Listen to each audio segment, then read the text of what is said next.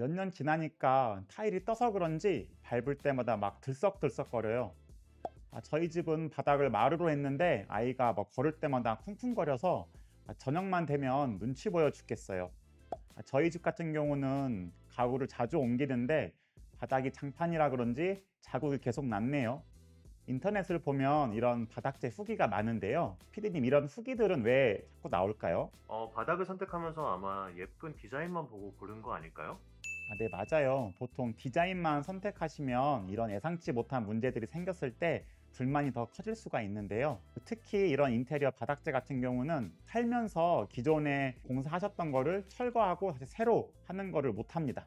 왜냐하면 도배 같은 경우는 가구를 옮겨 놓고 이쪽 공사하고 또 옮겨 놓고 이쪽 공사하고 부분적으로 진행이 가능하거든요. 근데 이제 바닥재 같은 경우는 철거를 해야 되기 때문에 철거하게 된 먼지가 너무 심하게 날려서 저희 업체가 힘든 것보다 집주인분들이 못 버텨 하십니다. 그리고 철거를 하려면 가구들을 다 뺀 다음에 해야 되기 때문에 이 가구들을 며칠만 이렇게 맡겨놓을 수가 없잖아요. 그렇기 때문에 매우 힘들거나 불가능하다고 보시면 돼요. 그래서 오늘 영상을 보시고 꼭 이런 기능적인 부분들도 생각해 보시고 이런 디자인까지 함께 고려하시면 이제 인테리어 공사가 끝나고 더 만족도가 높으실 거예요. 그리고 비용도 함께 알려드릴게요. 소장님, 그러면 바닥재 종류부터 설명해 주실 수 있으세요? 네, 먼저 바닥재 종류부터 알려드릴게요. 바닥재 종류는 크게 세 가지가 있다고 보시면 돼요. 첫 번째는 타일, 두 번째는 마루, 세 번째는 장판이 있어요. 근데 마루부터 설명을 드릴게요. 이 마루는 또 네 가지로 나뉠 수가 있거든요. 첫 번째 강마루, 두 번째 원목마루, 세 번째 합판마루, 네 번째 강화마루가 있어요. 근데 말씀드린 네 가지 중에서 강화마루하고 합판마루는 요즘 거의 안 쓰여요. 그래서 이걸 두 개를 알려드리는 것보다 많이 쓰이고 있는 강마루와 원목마루에 대해서 자세히 알려드리겠습니다. 원목마루부터 이제 알려드리면, 이제 원목마루는 이름에서도 알 수 있는 것처럼 이 실제 원목을 가지고 마루를 만드는 겁니다. 그래서 이제 어떤 장점이 있냐면 실제 원목이 들어갔다 보니까 예뻐요. 뭐가 예쁘냐면 이제 옹이나 나이테 이런 게 다 들어가 있어 가지고 실제 나무처럼 예쁘고요. 또 이거를 이제 샘플로 이렇게 한 개, 두 개 보는 것보다 이제 거실에 이런 데 쫙 깔아 놓으면 이제 비교가 안 될 정도로 예쁘거든요. 그 두 번째 장점은 진짜 부드럽습니다. 부드러워 가지고 요즘 강마루가 이제 원목마루의 그런 부드러움을 많이 따라 하려고 하는데 많이 올라왔다고 해도 아직 흉내 내지도 못하고 있습니다. 그래서 이런 부드러움이 있고요. 대신 단점으로는 비쌉니다. 얼마나 비싸냐면 보통 그 원목마루는 한 평에 30만 원 정도 하거든요. 근데 강마루는 한 평에 10만 원 정도 하고 장판은 1평에 7만 원 정도 하니까 대략 3배에서 4배 정도 더 비싸다고 보시면 되잖아요. 그래서 이게 비싼 게 좀 단점이고요.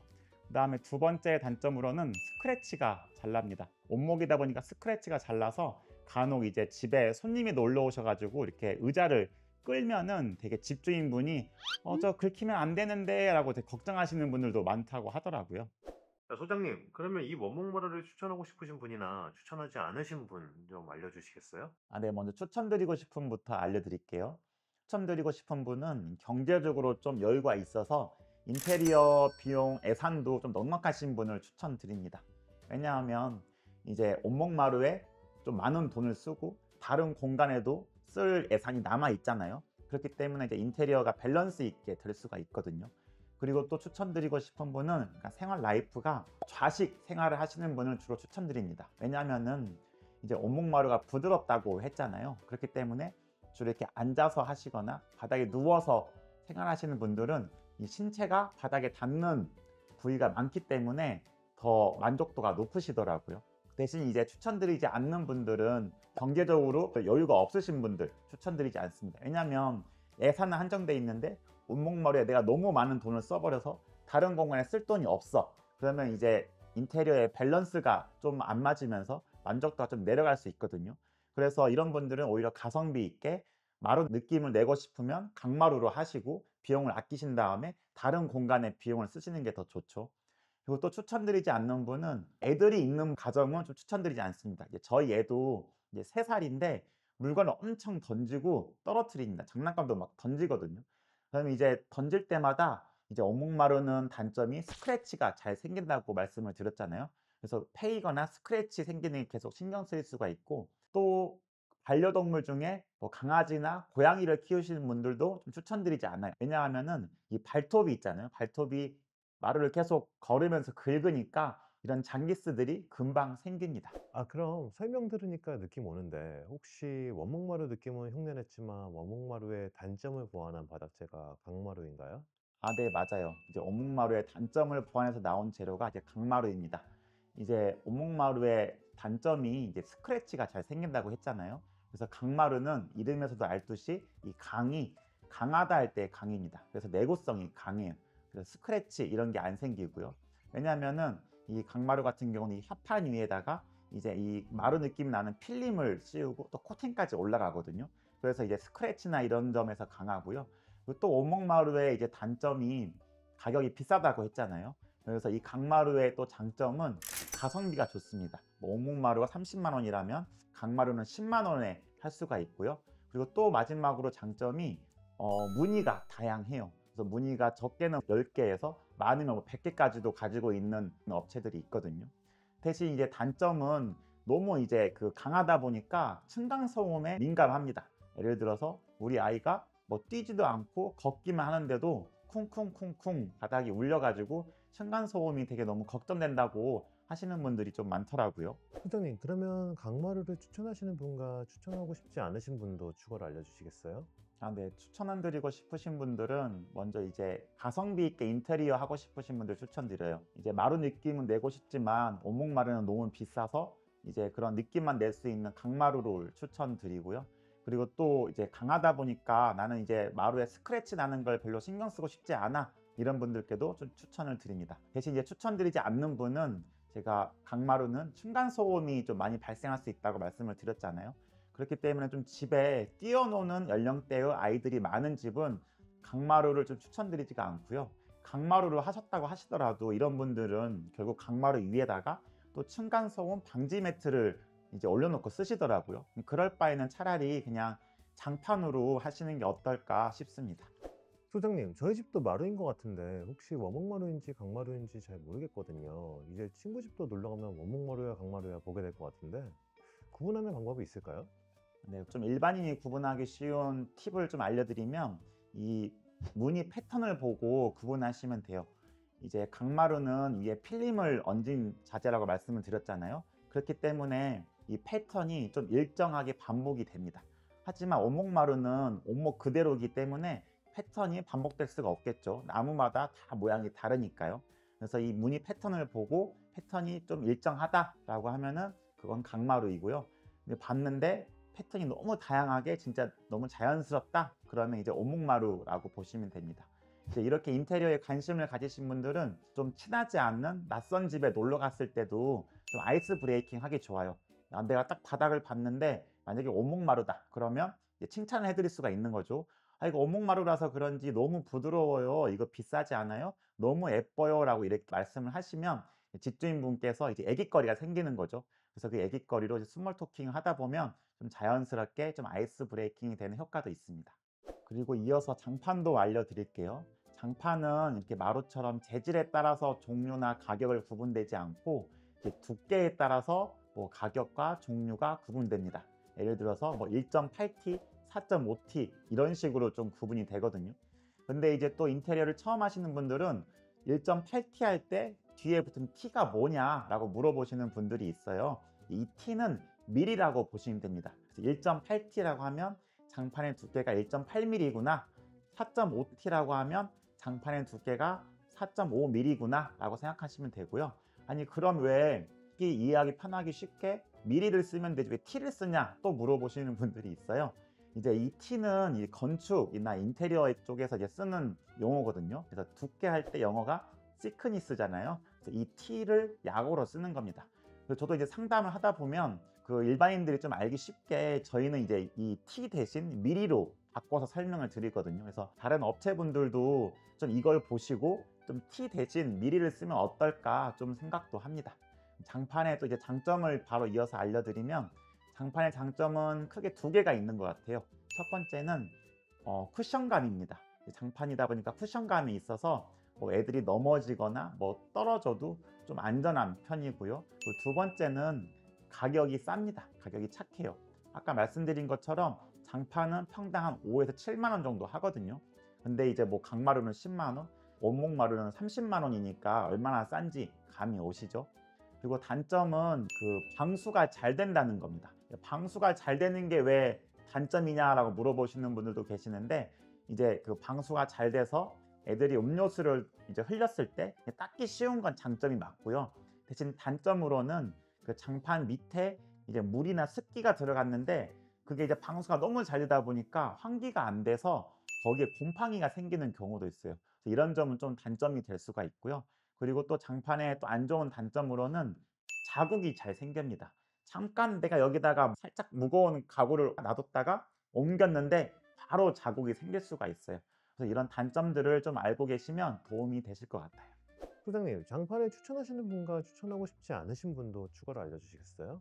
네. 먼저 장판을 추천드리고 싶으신 분은 집에 애들이 있는 집은 좀 장판을 추천드립니다. 저희 애도 3살이라고 말씀을 드렸잖아요.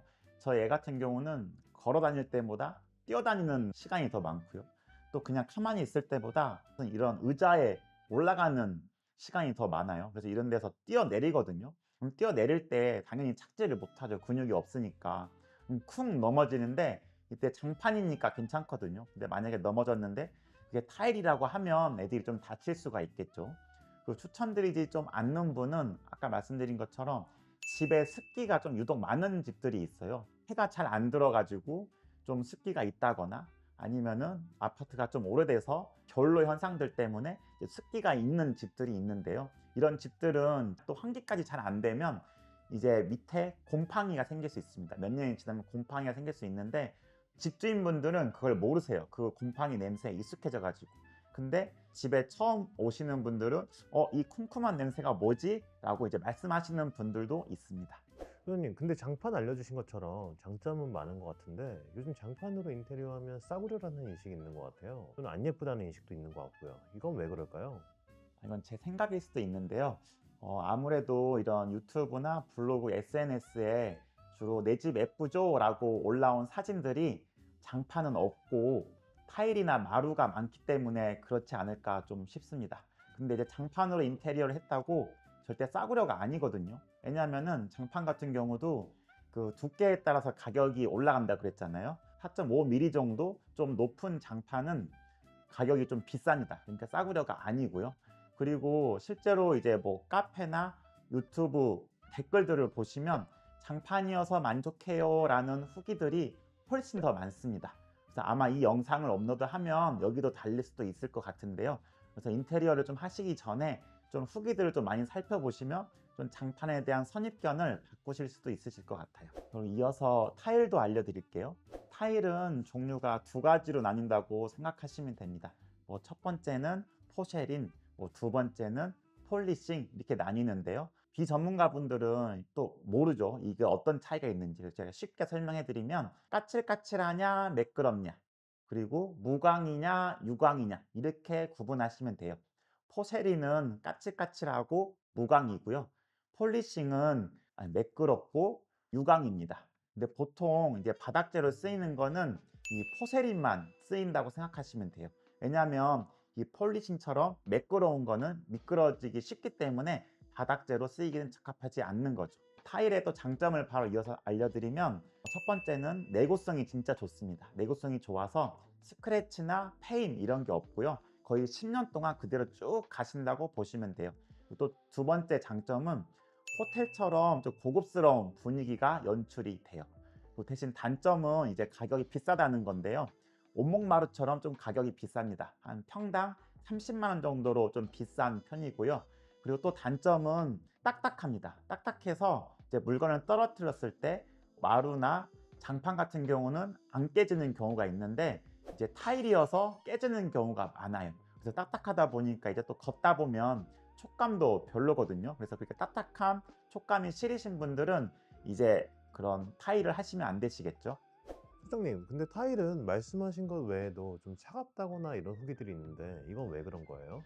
네, 그런 후기들은 어떻게 보면 좀 반은 알고 반은 틀린 얘기인데요. 반은 맞다라고 하냐면 일단 타일이라는 소재가 이제 물성이라는 게 있는데 그 물성이 이제 자재의 성격, 특성을 나타내는 용어거든요. 그게 차가운 건 맞습니다. 다른 자재에 비해서 차가운 건 맞는데요. 대신 이 타일은 또 충렬 기능이라는 게 있어요. 충렬이 뭐냐면 열을 저장하는 이제 용어인데요.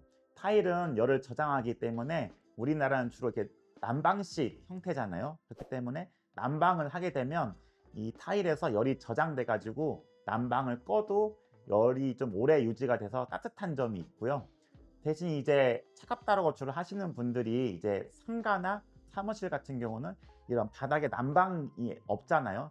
그렇기 때문에 좀 이런 것들을 좀 느끼시고 타일은 좀 차갑지 않나 라고 좀 선입견이 생기신 것 같은데 아파트 같은 자택에서는 좀 안 맞는 얘기긴 합니다. 타일도 추천하는 분이나 추천하지 않는 분이 있을까요? 네, 맞아요. 좀 추천드리고 싶은 분들은 모던한 인테리어를 하고 싶으신 분들께 좀 맞는 것 같고요.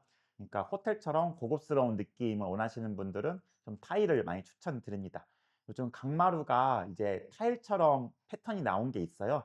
그래서 그런 모양을 좀 흉내 내기는 하는데 아무래도 직접 타일을 깔았을 때 그 분위기는 비교가 안 되더라고요.